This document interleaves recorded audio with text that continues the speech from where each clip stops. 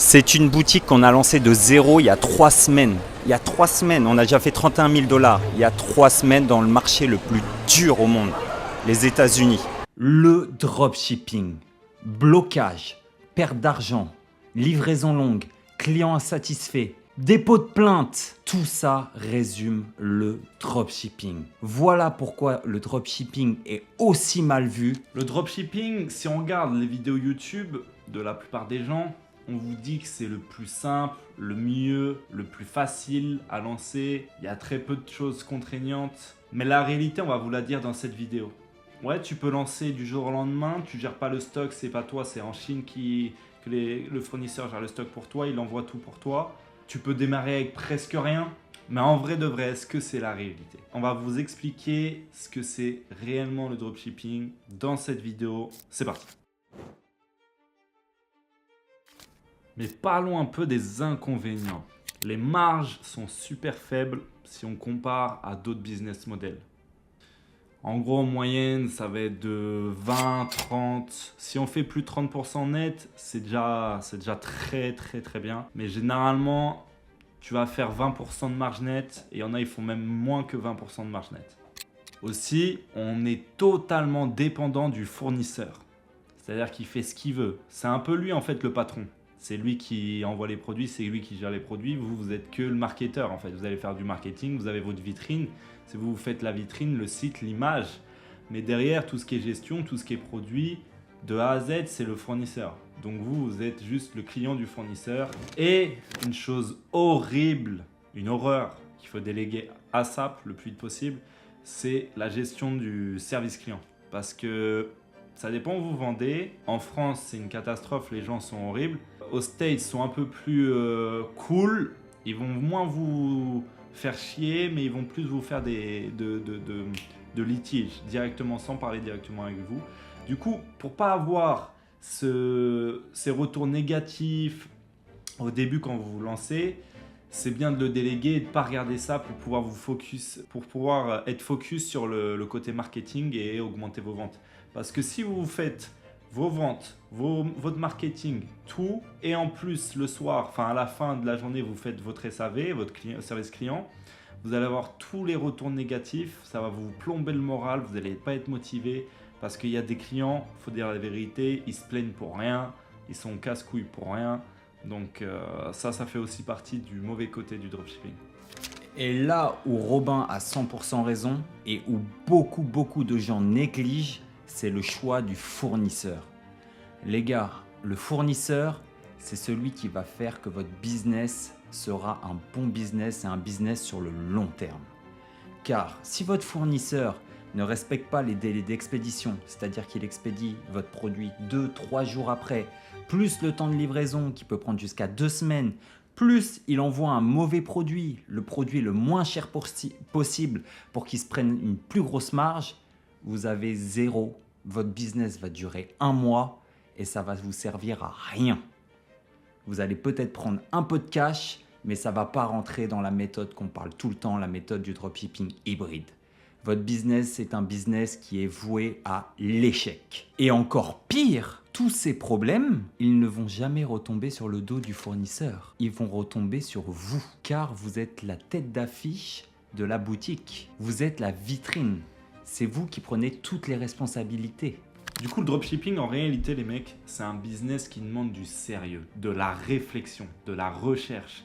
Si vous n'êtes pas un mec sérieux, vous voulez du cash rapide, vous vous en battez les couilles de la satisfaction des clients, de tout ça, laissez tomber, vous allez prendre des miettes, vous allez avoir des emmerdes. Après, si vous gérez très bien le stress, c'est bien pour vous.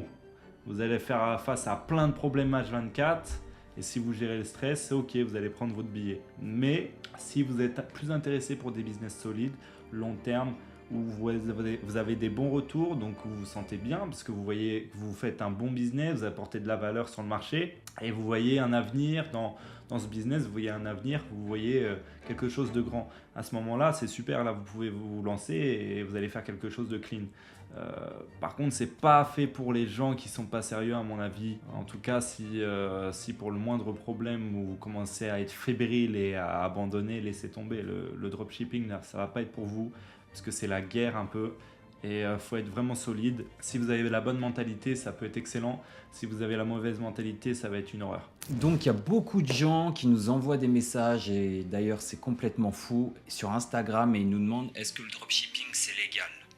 Il y a beaucoup de gens qui nous ont posé la question sur Instagram. Et oui, le dropshipping, que vous soyez aux États-Unis, en France, au Canada, en Suisse, en Belgique, c'est 100% légal. Bien sûr, il y a des choses à respecter. Il faut ouvrir votre première entreprise ou votre micro-entreprise ou auto-entrepreneur, ce que vous voulez. Regardez ce qui est avantageux pour vous. Nous ne sommes pas spécialistes en fiscalité, mais le dropshipping est bien 100% légal, les gars. Par exemple, pendant qu'on parle de légalité, tout le but de choisir le bon fournisseur, c'est pas envoyer de la contrefaçon. Il y a tellement de gens qui vont pas s'attarder sur le type de produit qu'ils envoient ou s'il y a un branding derrière, une marque derrière. Par exemple, ils vont commencer à envoyer des produits Disney ou autres et ils savent même pas qu'ils se foutent dans la merde eux-mêmes car ils peuvent avoir de gros problèmes derrière et des amendes à payer. D'où l'importance de choisir le bon fournisseur, car il y a des fournisseurs, ils en ont rien à foutre, ils sont juste là pour prendre leur marge et ils s'en foutent des risques que vous allez prendre. Une autre chose que personne ne parle à propos du dropshipping, la gestion financière. Il faut savoir que le dropshipping est l'un des business qui demande le plus de cash flow, les gars. 80% va partir dans les coûts produits et dans les publicités. Si vous gérez mal votre argent, si vous touchez vos 1000 premiers euros de chiffre d'affaires et que vous les claquez pour des plaisirs personnels, il vous restera zéro à réinvestir en publicité. Le business va s'arrêter là. Il n'y aura plus rien. Vous n'aurez plus assez de cash pour faire tourner la machine. Parce que plus vous avez de cash qui rentre, plus vous devez sortir de cash pour scaler votre business. Et ça, les gars, il faut le prendre en compte. Il faut créer des tableaux Excel, savoir combien vous allez rentrer, combien vous avez payé en produits, combien il vous reste pour relancer des pubs. Il faut être minutieux avec la gestion de vos finances. Et la plupart des débutants en dropshipping ne le savent pas, ne veulent pas le comprendre et s'en foutent et ils sont voués à l'échec. Tout le monde dit que le dropshipping, c'est la clé pour gagner du cash rapide sans beaucoup d'efforts. Les gars, tout ça, c'est du pipeau. La plupart des gens sont serrés à la fin du mois. Ils n'arrivent même pas à payer les factures fournisseurs ou les factures des freelances. Et ça, c'est la réalité des choses. Car le dropshipping demande tellement de cash flow qu'ils sont finis serrés à la fin du mois. C'est une triste vérité, les gars. D'où l'importance de compter chaque euro, d'être minutieux, d'avoir des fichiers Excel, de savoir où vous en êtes dans vos finances. Du coup, les gars, comment faire face à ça, à cette faible marge due à beaucoup de coûts, que ce soit du côté des freelances qu'on va engager, du côté du fournisseur, des publicités?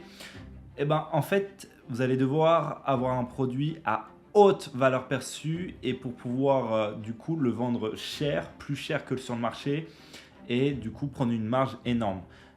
Si vous n'êtes pas meilleur que le marché, vous n'êtes pas meilleur que la masse, vous allez devoir vendre votre produit très peu cher, vous allez prendre que dalle en marge et du coup, il va falloir scale très rapidement. Mais pour ça, il vous faut du cash flow disponible pour scale très rapidement et pour le vendre au plus de personnes possible pour essayer de gratter des miettes. Mais si vous commencez, vous n'allez pas avoir assez de cash flow pour faire ça. D'où l'intérêt de, au début, vraiment faire quelque chose de quali, meilleur que tout le marché. Il faut que vous ayez des meilleures images de produits, un meilleur marketing, une valeur perçue énorme pour que vous puissiez avoir un prix très élevé et prendre une marge énorme. À partir de ce moment-là, à chaque vente, vous allez avoir plus d'argent qui va rentrer que tout le monde.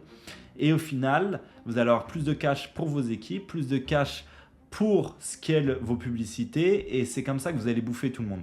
Et c'est comme ça que vous allez pouvoir faire avoir un business profitable, construire quelque chose de solide, de long terme, de quali. Vous allez aussi pouvoir prendre un produit de meilleure qualité parce que vous avez des meilleures marges et ça va créer des clients satisfaits. Ces clients satisfaits vont recommander vos produits. Ces clients satisfaits vont éventuellement commander d'autres produits de votre marque, ce qui fait qu'en fait, ça fait effet boule de neige et votre business explose.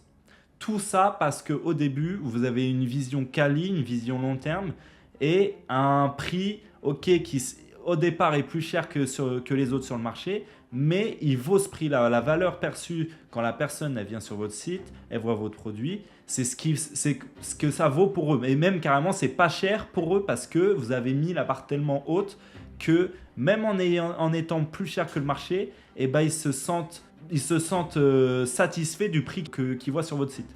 Du coup, voilà les gars, comment faire face aux faibles marges qu'on peut avoir dans le drop. Il faut tout simplement faire la diff. Il faut faire la méthode dropshipping hybride long terme comme on fait avec mon frère. Sinon les gars, ça va être la guerre. Ça va être la guerre pour vous. Il vous va falloir énormément de cash flow pour pouvoir scaler votre business avec des faibles marges. Et au début, c'est pas possible, à moins que vous ayez beaucoup de trésorerie.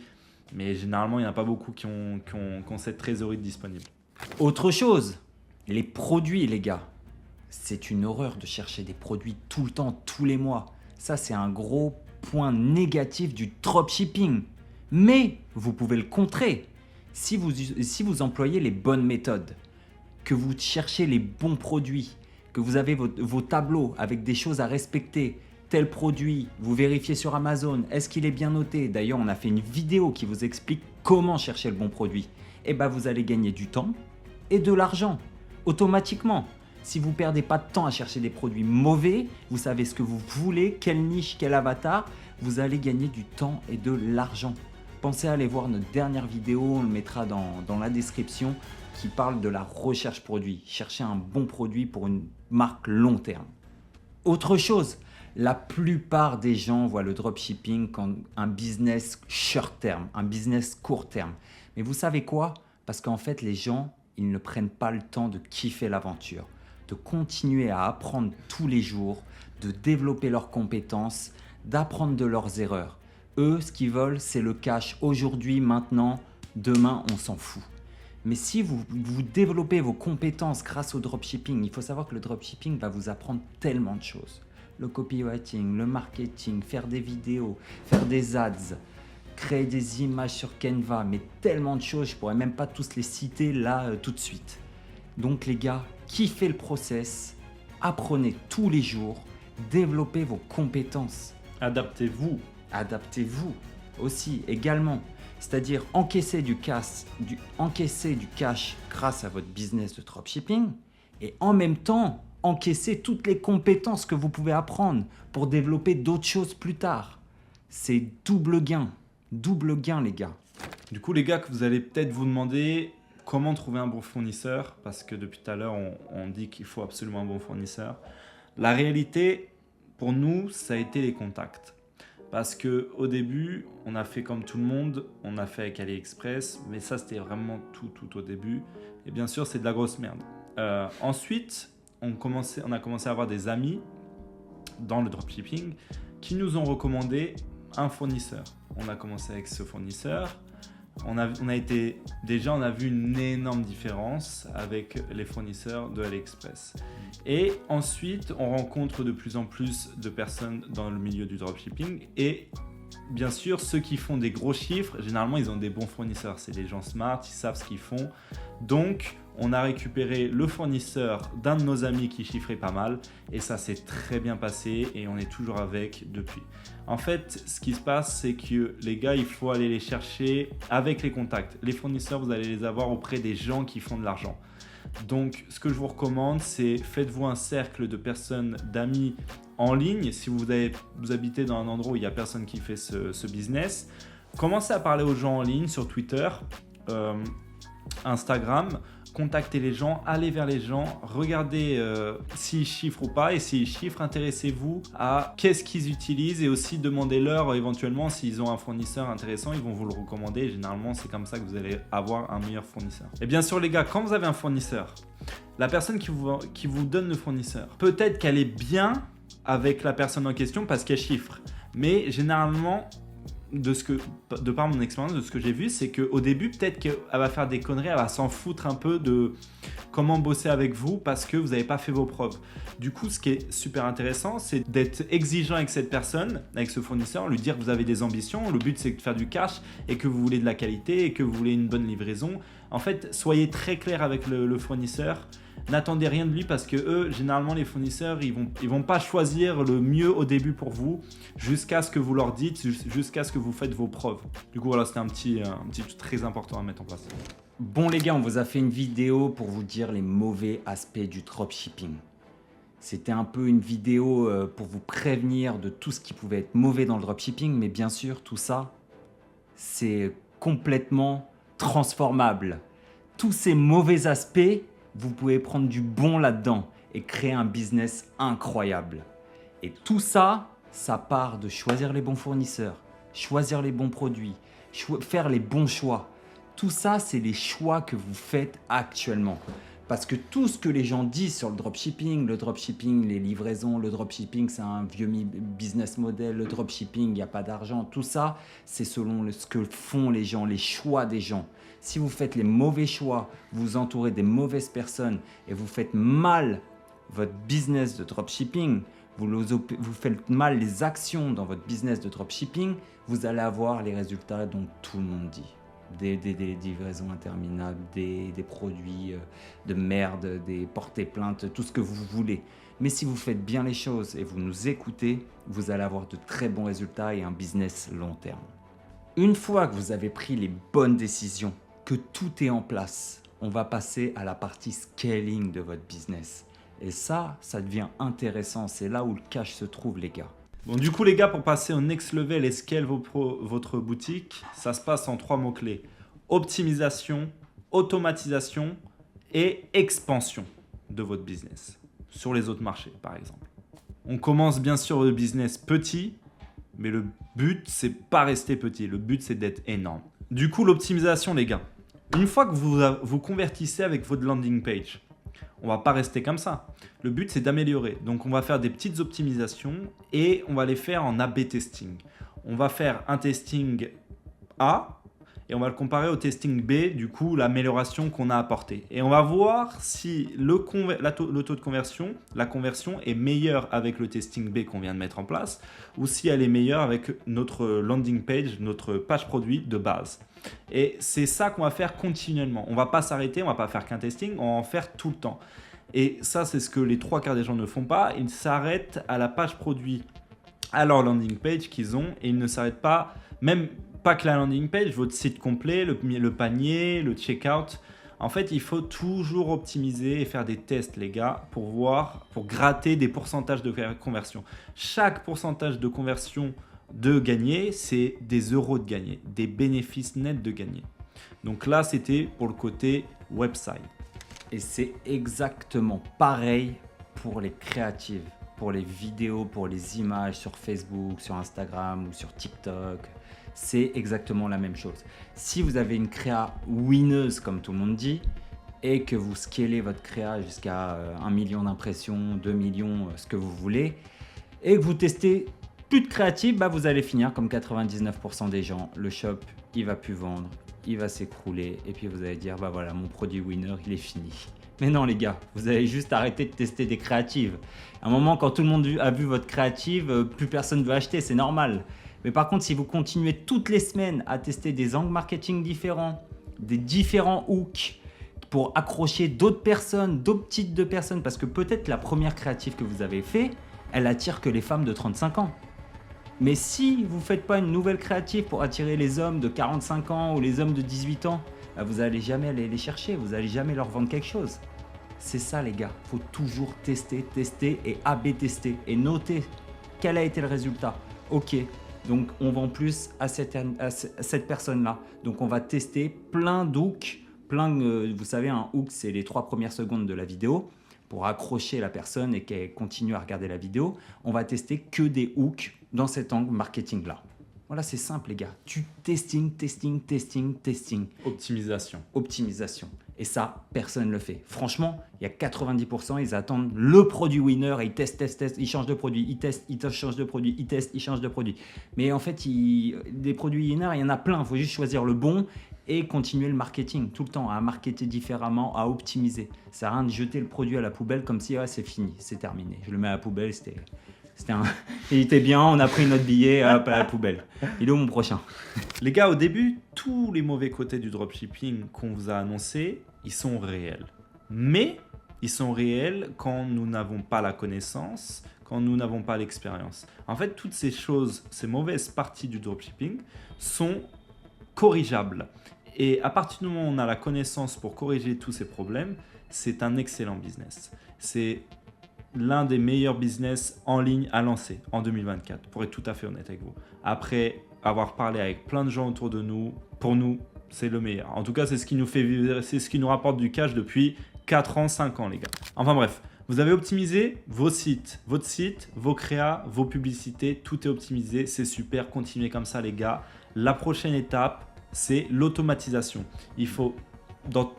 Je pense que même avant d'avoir optimisé votre site, je vous conseille de déléguer le service client. Comme je vous ai dit au début, c'est une catastrophe. Vous n'allez pas avoir le bon état d'esprit si vous gardez le service client encore par vous-même, si vous le faites par vous-même, je veux dire. Une fois que vous avez fait tout ça, les gars, une fois que votre business y tourne, là, vous allez pouvoir passer à la partie délégation et vous allez vous enlever beaucoup de tâches qui font un peu chier en dropshipping. Par exemple, le service client, bon ça c'est le premier truc à déléguer, même avant que votre site y tourne. Peut-être si vous avez 1 ou 2 commandes par jour, là vous pouvez faire le service client, mais bon, je conseille de vraiment le plus rapidement possible le déléguer. Mais après, vous allez pouvoir déléguer les emails, prendre une petite équipe de malgaches sur internet qui fait vos emails de marketing pour la Saint-Valentin, vos emails d'abandon de panier, vous faire vos petits flows, etc. Les SMS, c'est pareil.